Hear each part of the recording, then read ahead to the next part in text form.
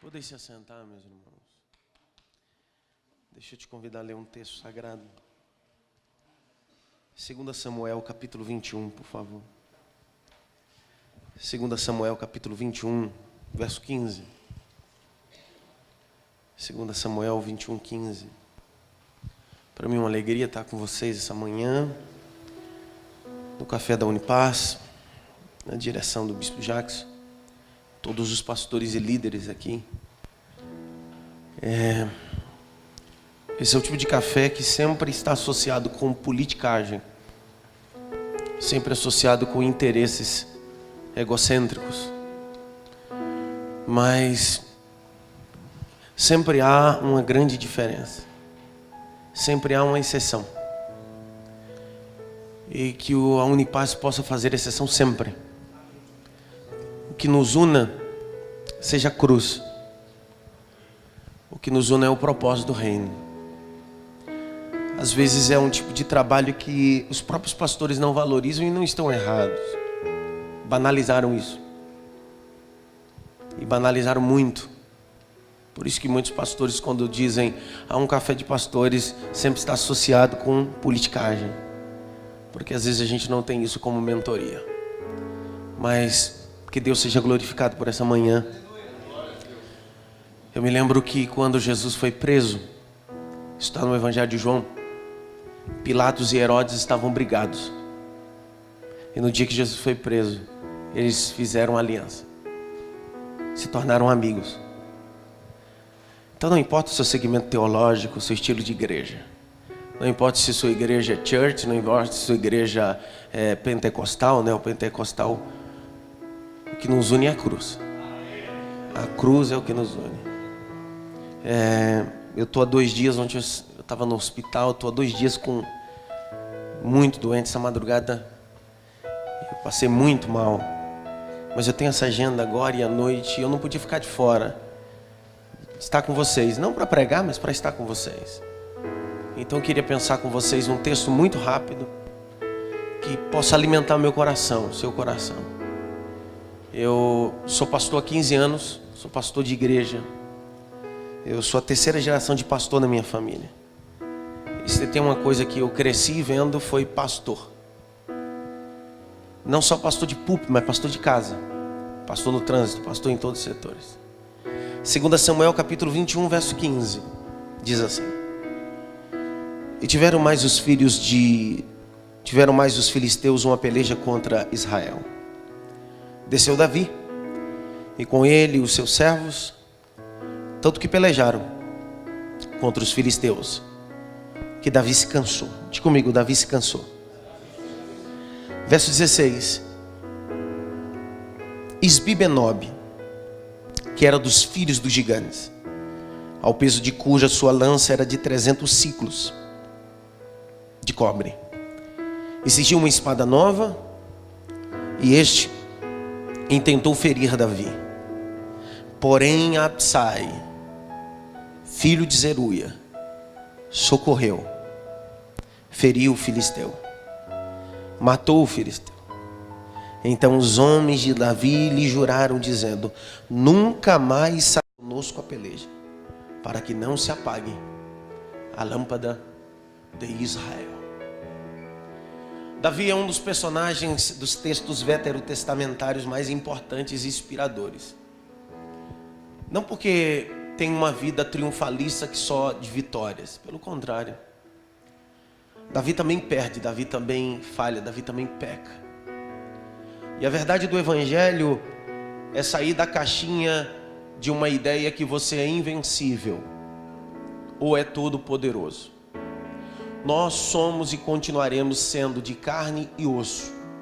Por mais que a membresia e os seus obreiros olhem para você e digam: meu pastor não tem problema, meu líder não passa nem situações. Na mentalidade de alguns membros da igreja, na verdade eles olham para você como se fosse um anjo. Na verdade, quando você diz bem assim: eu estou com o pneu furado, ele diz: você não pode estar com o pneu furado. Quando você diz: o carro quebrou, ele diz: não é possível, o senhor não precisa nem de carro, o senhor tem carro de fogo. Essa é a ideia que muita gente tem sobre nós. Na verdade, as pessoas criaram e canonizaram a imagem que é deturpada segundo o Evangelho. O Evangelho nunca quis criar uma utopia de imagem de homens infalíveis. A verdade do Evangelho é que ele quis fundir em pessoas, em homens carnais, falhos, mas comprometidos com a verdade, um propósito real e pleno. O Davi, que eu li com você aqui agora, é um daqueles textos que está dentro de um compêndio de versículos e histórias que parece que passa despercebida. Esse é o mesmo Davi que foi escolhido na casa de Jessé e é o 8º filho.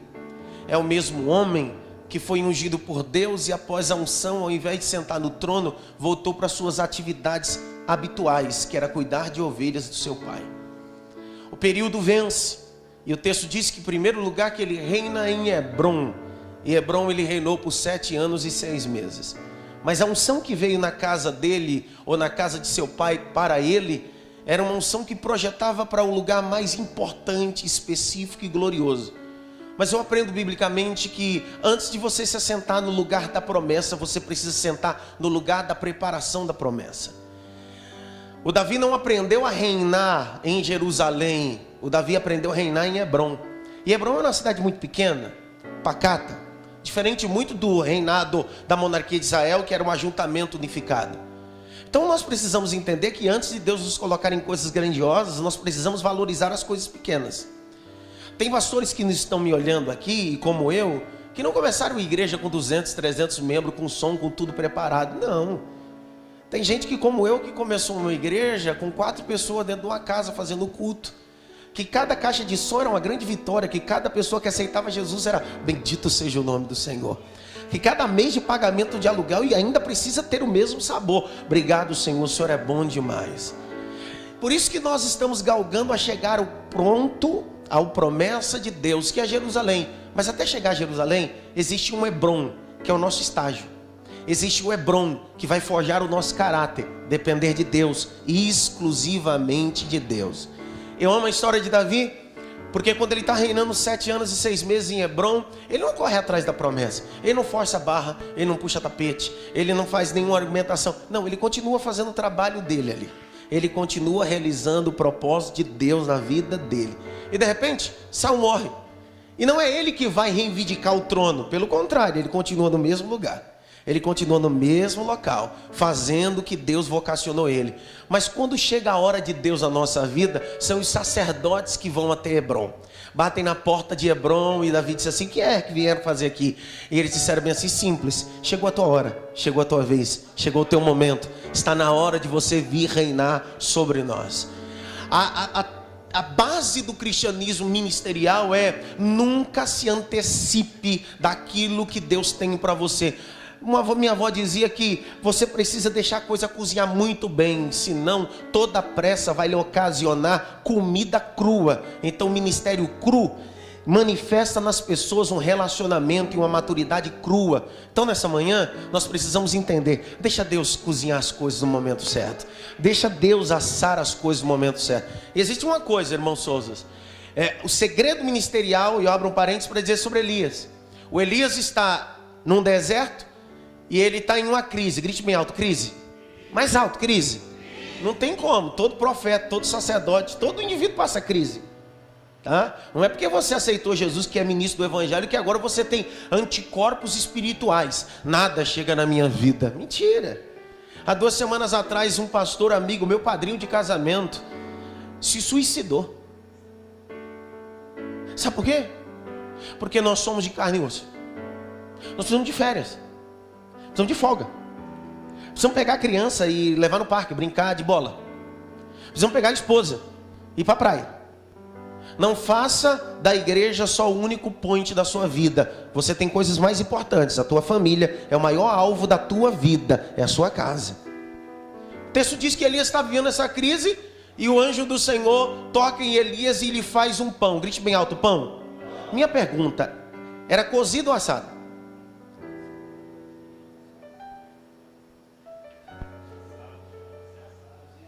Era o quê? Era cozido. Presta atenção. O anjo toca e diz: Elias, bebe água e come o pão cozido na brasa. Por que não é assado?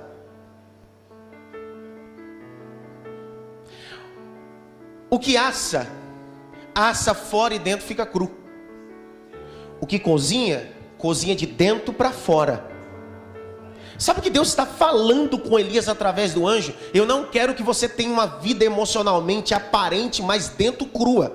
Eu não quero que você tenha uma vida familiar aparente boa, mas dentro crua. Eu não quero que você tenha uma vida ministerial só no fogo, só na brasa. Eu quero que você tenha uma vida ministerial cozida. Eu quero que primeiro você seja sarado por dentro. Quando nós não estamos bem resolvidos aqui dentro, nenhuma mensagem que pregamos aqui vai surtir efeito.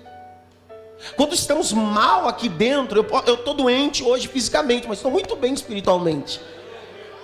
Porque eu sou carne e osso como você, todo mundo fica doente, mas espiritualmente nós precisamos estar curados pelo poder da palavra de Deus.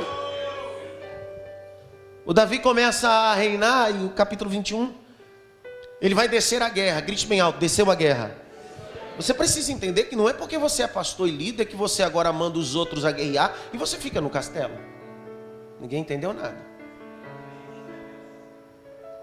Parece que existe um momento da vida ministerial que parece que quando você era pastorzinho de igreja, quando nós pastoreamos uma igreja pequena, que tinha 10, 15, você pintava, você limpava, você lavava, mas agora parece que tem 30 membros, você agora quer que os outros façam, você não faz mais nada, por quê? Subiu para a cabeça? Você não entra mais pela porta do fundo, entra pela porta do fundo do altar, você não tem mais acesso com as ovelhas. O pastor precisa ter acesso com a ovelha. Você não é estrela, você não é artista, você continua sendo sacerdote. E o sacerdote entrega o sacrifício do povo diante de Deus. Mas como é que eu vou entregar o sacrifício do povo se eu não tenho contato com o povo? Ninguém falou nada, né? Mas sabe por que Davi aprendeu isso? Pergunta para mim, por quê? Não, fala sério, pergunta por quê? Porque as coisas mais importantes pedagogicamente e andragogicamente que nós aprendamos é com os nossos próprios erros. Davi, alguém lê isso aqui e diz assim, Davi desceu a guerra. Alguém diz assim, como é que Davi desceu a guerra? Ele é rei. É porque quando um líder está na zona de conforto, ele se torna alvo fácil do pecado. Onde está escrito isso?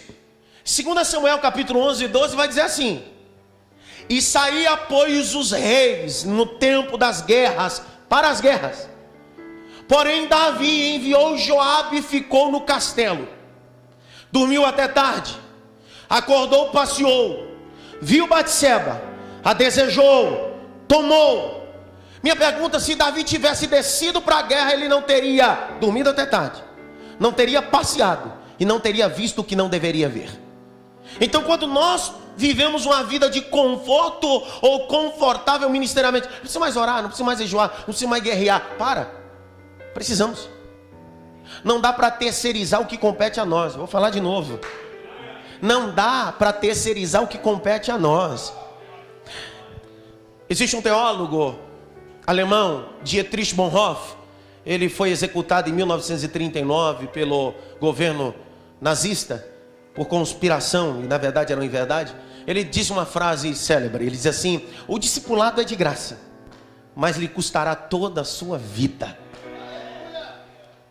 É de graça, mas enquanto você faz parte do ministério, a sua vida precisa ser um discipulado constante a pessoas, a indivíduos.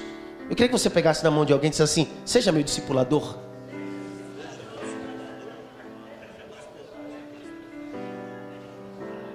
Eu vi um aleluia ali. Não dá para terceirizar o que compete a nós. Eu sei que nós líderes temos um senso às vezes de sermos centralizadores. Somos assim às vezes. Somos ou não somos? O que eu estou dizendo é, o que compete a você não dá para terceirizar, mas o que não compete não faz. Porque se você terceirizar o que compete a você, não vai funcionar na mão do outro, só funciona na tua mão. Raiva que me dá. Simples. A mulher chega para o profeta e diz assim: meu filho está na tua cama, está morto lá, tá? É bom você ir lá, porque eu não pedi ele, foi você que profetizou. Aí o profeta vai terceirizar, pega o bordão dele, Pode ser a pessoa mais próxima, pode ser o compastor, vice-presidente, terceira pessoa da Trindade, mas existem coisas que não dá para terceirizar, está na tua mão. A bênção está na tua mão. O profeta disse assim: pega meu bordão, olha só, meu bordão, pega o meu bordão, pega o meu bordão, pega o meu bordão. Vai lá, ele foi. Funcionou? Funcionou ou não? Minha pergunta: tem alguma coisa mágica no bordão? Não tem mágica nenhuma no bordão. O problema é quem usa o bordão. Ninguém entendeu nada ainda. Vou te dar um exemplo. Me dá uma bola de basquete na minha mão. Nem bater aquela bola eu vou saber bater. Eu não tenho mágica nenhuma. Agora pega essa mesma bola, coloca na mão de Michael Jordan. Pega uma bola de beisebol e um taco, coloca na minha mão. Não consigo nem acertar aquilo ali. Agora entrega na mão de Chaves, um dos maiores batedores dos Estados Unidos. Ele não erra uma. Pega uma raquete de tênis, uma bola de tênis, joga a bola de tênis. Eu vou errar, cara, eu não sei jogar aquilo. Agora coloca na mão do Nadal, Gustavo Kirten. O milagre não está no bordão, o milagre está na mão de quem é o bordão. Vou falar de novo. O milagre não é o microfone que você usa ou a igreja que você prega, é porque Deus entregou na tua mão, é seu. Simples. Então não adianta querer terceirizar o que compete a você.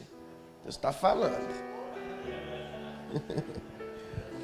Capítulo 21, verso 15 diz: e Davi desce, porque a coisa mais importante da vida dos liderados é ver um líder que se envolve com o trabalho. Sabe o tipo da coisa? Eu tenho um caso aqui, eu tenho alguns pastores que são alunos do nosso seminário que estão aqui também.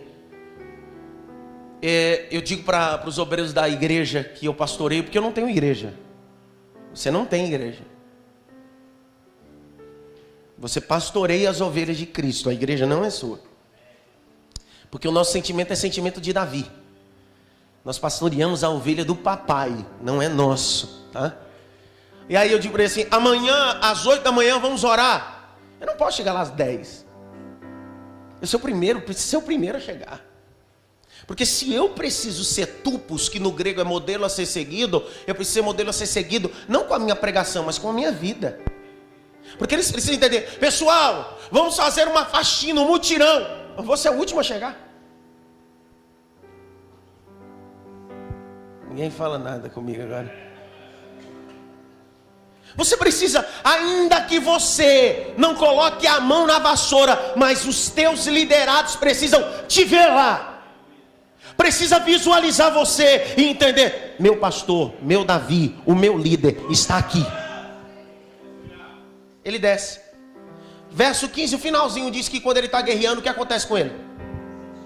O quê? Quem aqui já cansou do ministério?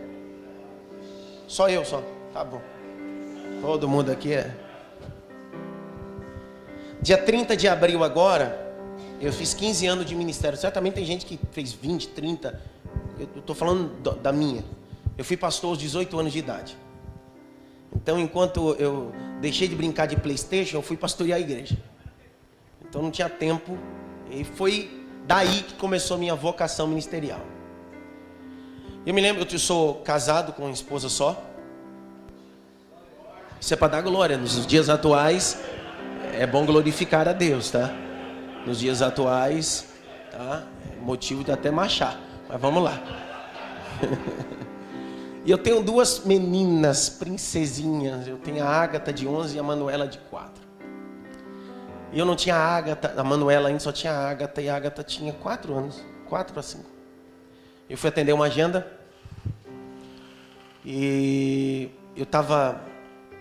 O cunho educacional dando aula no seminário estava muito difícil. Eu estava passando aquele aperto, sabe aquele aperto financeiro que todo mundo passa? Eu fui atender uma agenda. Um compromisso.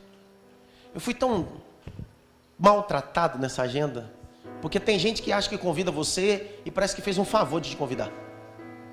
Tem gente que não tem um senso da hospitalidade, não sabe nem receber ninguém. Eu fui tão maltratado, ninguém me falou nada, mas o jeito que te recebe. E quando acabou, Essa pessoa disse bem assim: aqui está o dinheiro da gasolina para o senhor. Entrei no carro. Eu estava vivendo uma crise, que aquilo foi uma seta do diabo em mim. Eu falei, cara, eu vou dar gasolina para minha filha beber? Cara, o que eu vou fazer? Antes de ter formação teológica, eu tenho formação de hotelaria. Eu saí daquela agenda no meio do caminho decidido, cara, eu vou voltar para minha atividade, cara. Cansei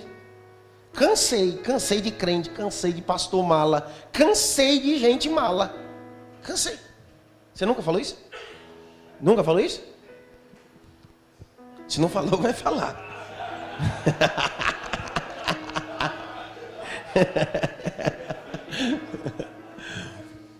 Eu cheguei em casa e quando eu cheguei em casa, abri a porta. Quem me recebe? A Agatha. A Agatha estava com um terno meu sobre ela e uma gravata aqui. Dá para imaginar a Agatha com o tamanho desse terno, ela dentro, quase escondida. E aí quando eu entrei, ela apontou para mim e disse, pergunta por quê? Que é o jargão que eu uso no seminário. Pergunta por quê? Eu disse, o que você está fazendo, Agatha? Estou pregando o evangelho, papai. Pergunta por quê? A Bíblia é a resposta de tudo. Aí eu peguei ela no colo, dei um beijo e fui para o meu quarto. Quando eu entrei no quarto, o Espírito Santo disse para mim, não foi nenhuma voz do além, não foi minha voz da consciência, eu conheço a voz de Deus, eu conheço a voz de Deus. E a voz de Deus disse para mim assim, vai parar? E eu disse assim, vou. Ele disse assim, se você parar, você deixa de ser referência para a sua casa. Então não pare, não pare, não pare, não pare. Vai um conselho essa manhã para os líderes aqui que chegaram essa manhã um tanto quanto cansados, frustrados com algumas coisas. Eu não vim pregar, fazer agenda não. Eu vim trazer uma palavra de mentoria a alguns que se propuseram a estar essa manhã. Deus vai renovar tuas forças, Deus vai renovar tua vida, Deus vai renovar teu casamento, Deus vai renovar a vida dos teus filhos. Deus vai trazer um renovo espiritual em todos os setores em nome de Jesus. Sabe por que eu me canso? Pergunta para mim, por quê? Porque aquele quem me escolheu também se cansou. Quem te escolheu? Quem te escolheu? Jesus te escolheu. Porque Jesus é Deus. E Jesus se cansou. Então ele compreende quando você se cansa. Abre em João 4, por favor.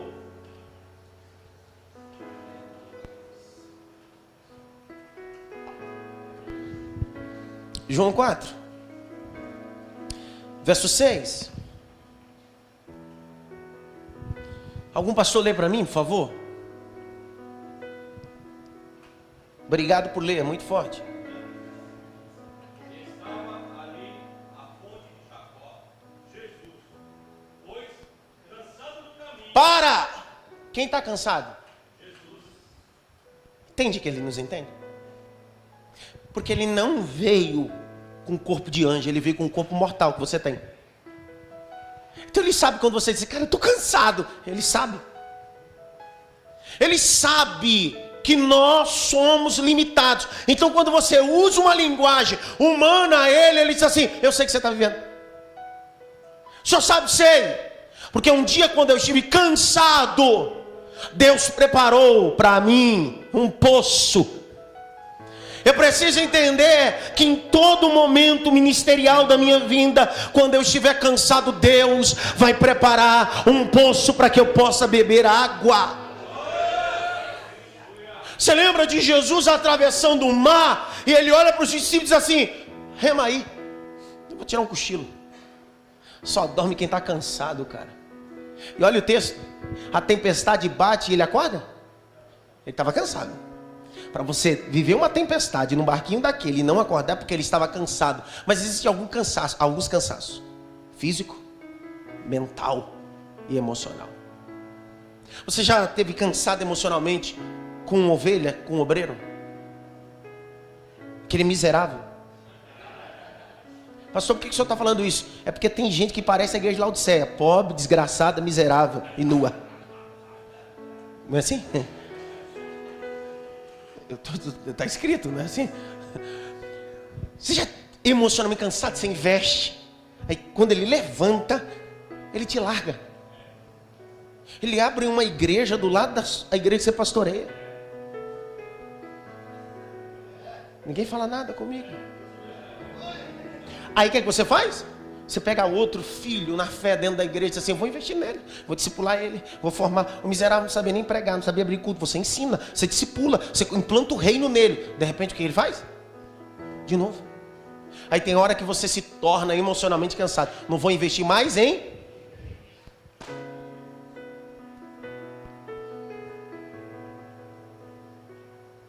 Olha para mim. Faz igual Paulo. João Marcos não era útil naquela época, mas no final se tornou útil. O que parece hoje não ter importância, amanhã vai ter importância para você. Vou falar de novo. O segredo do evangelho não é lavar os pés do João o amado, nem do Pedro o intenso. O segredo do evangelho é lavar os pés do Judas Iscariotes e continuar lavando os pés dele, dizendo, eu acredito. Sabe por quê? Porque o que o Judas não vai poder falar é que você não lavou os pés dele. Não sei se você pegou isso daqui, não. Se tem alguém que tem que pecar, não é você pela omissão, é por ele pela traição. Então continua lavando, continua lavando, continua lavando. Grite bem alto, cansado. Mais alto, cansado. A pergunta é, o que fazer quando eu me canso?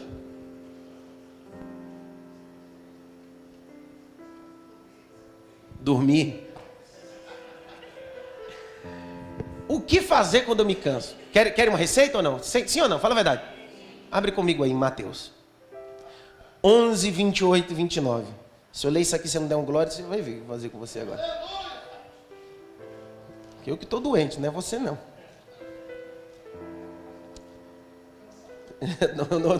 Eu estou doente, estou nem cansado. O que fazer quando eu estou cansado, pastor? Chutar o balde, largar tudo? Não, uma receita. Vou te dar uma receita. Eu já usei muitas vezes essa receita. 11, 28 e 29. Vinde a mim, todos que estão cansados e oprimidos, e eu vos aliviarei.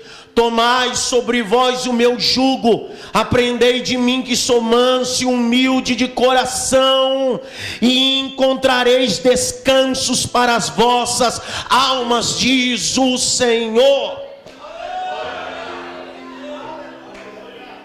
Eu encontrei quem pode me dar o descanso, Jesus Cristo. A palavra sábado não é dia, é verbo, Shabat, descanso. E por isso que Jesus é maior do que o sábado, porque ele é o descanso eterno da humanidade. Eu preciso descansar nele. E eu termino. Capítulo 21. Ele se cansa. Verso 16. Quando ele se cansa, quem se levanta? Quem? Quem se levantou, pelo amor de Deus? O texto vai dizer Isbibenob. Grite bem alto, Isbibenob. Querido, Isbibenob não é um anão, é um gigante. Você entendeu que enquanto Davi não estava cansado, o gigante estava escondido? Mas Davi cansou, o gigante fez o quê? Apareceu. Porque o gigante só se levanta quando você enfraquece. Você lembra? Quando Jesus estava no deserto? Depois de 40 dias, o texto assim, então teve ele fome. Quando ele teve fome, quem apareceu? O gigante. Porque o gigante quer trabalhar na nossa fragilidade. O gigante quer trabalhar na nossa fraqueza. Mas o recado para o gigante é o seguinte: eu posso estar cansado fisicamente, mas espiritualmente eu continuo sendo o mesmo, continuo forte. Porque foi isso que Jesus disse ao gigante chamado Lúcifer. Disse para ele bem assim: nem só de pão viverá o homem, mas sim de toda palavra que sai da boca de Deus. Ele disse: eu estou cansado, mas continuo dependendo de Deus e de sua graça. O gigante se levanta, grite bem alto, se levantou. Mais alto, se levantou. Verso 17. Mas quando o gigante se levanta, também se levanta ajudadores. Eu vi um aleluia aqui. O texto diz que quem se levanta para ajudar Davi contra Isbibenob é Absai. Absai é uma palavra do radical hebraico que significa: o meu pai é um presente. O meu pai é um presente. O meu pai é um presente. O meu pai é um presente. Irmão Souza, sabe que o texto está parafraseando em uma vertente exegética simples? No dia que você se cansar, o teu pai será o seu maior presente. Levante a mão direita assim, bem alta, assim, ó. Bate pelo menos em 3 mãos assim, o teu pai é presente para você. Oh, glória. Oh, glória. Oh, glória. Agora a pergunta, eu finalizo. Por que o gigante se levantou para ferir Davi? Hã? Não só porque cansou, pastor. Claro, também cansou. Mas não só porque cansou. Porque ele era o quê? A luz, a lâmpada de Israel. Você já viu num ambiente escuro, quando acende a luz, ela se torna o quê? Referência. Não sei se você entendeu. Você está entendendo que o alvo do diabo não é o diácono. O alvo do diabo não é o subordinado. O alvo do diabo é o líder e os liderados que você colocou. Exemplo, o diabo, o sinal dele, ele quer pegar você. Se ele não consegue pegar você, ele vai pegar outro líder que você colocou para liderar dentro da igreja. Porque o alvo dele é pegar as lâmpadas, as referências. Não sei se você entendeu isso aqui, né? Coloque pessoas do seu lado que têm um sentimento de upside. Gente que te defenda não por aquilo que você tem, é por aquilo que você é, a luz de Deus. Gente que não seja bajulador, gente que te ama de verdade. Para de andar com gente bajulador. Bajulador nunca vai dizer aquilo que você precisa ouvir. Bajulador, você vai se vestir feio, ele vai dizer, você está lindo. Bajulador é assim, você não pregou nada, aí você pregou muito. Bajuladores são assim. Mas gente que te protege assim, o senhor não estava bem hoje, você está mal arrumado. De cabelo, chefe, está tudo bem com o senhor? Gente que te protege, protege você, não protege suas coisas. O texto diz, e Absai se levanta e diz, nunca mais sairás a peleja. Quem decide não sair não é Davi, é o povo.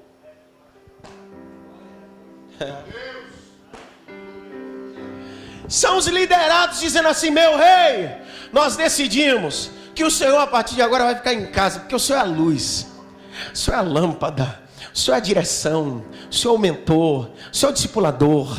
Então é assim, nós vamos nos assentar aos seus pés e o Senhor vai nos ensinar e nós sairemos a peleja iluminados pela informação que Deus deu ao Senhor.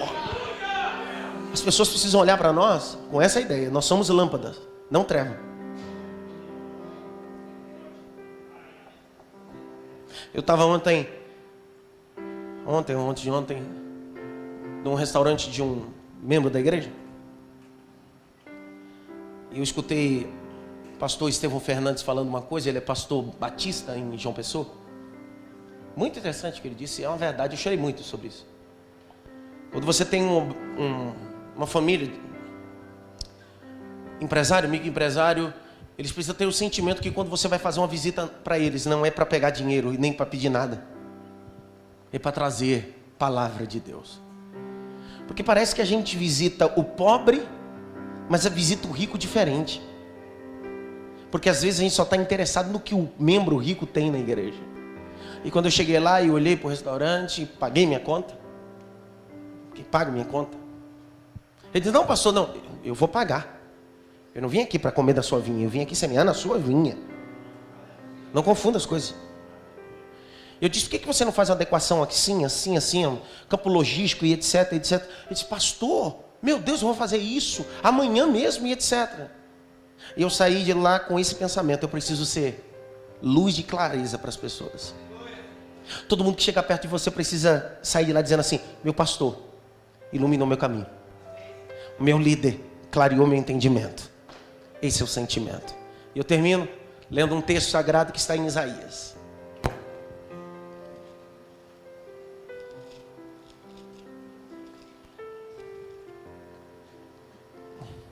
Capítulo 40. Verso 29. Dá esforço ao cansado, multiplica as forças o que não tem nenhum vigor. Os jovens se cansam e se fadigam, os mancebos certamente cairão, mas os que esperam no Senhor renovarão as suas forças. Subirão com asas como da águia, correrão e não se cansarão, caminharão e não se fadigarão. Eu continuo esperando no Senhor. E você? Fique em pé. Arabacalachandas, Teramas, Eremin Sabaragai. Eu não sei qual é o hábito, mas eu queria fazer isso, se você puder. Eles vão cantar, mas eu queria fazer algo antes de vocês cantar. Posso? Eu queria não orar por você. Eu queria orar com você. Isso aqui tem que ser. Esse é o propósito da Unipaz. Isso aqui é um café de mentoria. Isso aqui precisa ter o gosto todos os meses de ver a hora de chegar isso aqui para receber uma palavra de renovo. Esse é o prazer. Eu queria te convidar a sair do seu lugar e vir até a frente, você que é pastor, apóstolo, bispo, não importa o seu cargo. Eu queria orar com você, eu vou me ajoelhar com você. Nós vamos orar. Continua tocando para mim, você já canta, profeta. Eu queria orar com você. Não por você, é com. Nós vamos entregar as nossas canseiras no altar essa manhã. Entregar tudo no altar.